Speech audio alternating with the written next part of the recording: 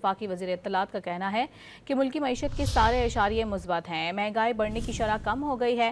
New York میں news conference کے دوران عطا تارڑ کا یہ کہنا تھا کہ معاشی بحالی کی کوششیں جاری ہیں۔ IMF معاہدے سے معیشت مستحکم ہوگی۔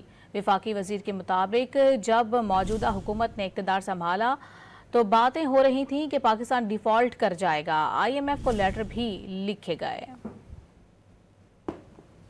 آپ کا تعلق کسی بھی پولیٹیکل پارٹی سے ہو، کسی بھی آئیڈیالوجی سے ہو، کسی بھی مکتبہ فکر سے ہو، کسی بھی رنگ نسل مذہب سے ہو، پاکستان کمز فرسٹ۔ اگر کوئی یہ کہے کہ فلاں نہیں تو پاکستان نہیں، یہ قابل قبول نہیں ہے۔ کوئی سیاسی شخصیت پاکستان سے بڑی نہیں ہو سکتی۔ ایک جو تاثر دیا جاتا ہے کہ نہیں یہ پاکستان سے بڑی چیز ہے، تو یہ کبھی بھی سیاست کے اندر کوئی بھی اتنا قد کسی کا نہیں ہو سکتا۔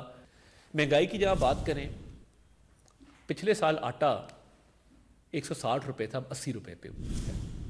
پچھلے سال پیٹرول اسی مہینے 320 روپے پہ تھا، آج 249 کے اوپر ہے۔ تو جب ہم کہتے ہیں نا کہ مہنگائی میں کمی آ رہی ہے، تو یہ فرضی باتیں نہیں ہیں کہ سنگل ڈیجٹ میں مہنگائی آ گئی ہے۔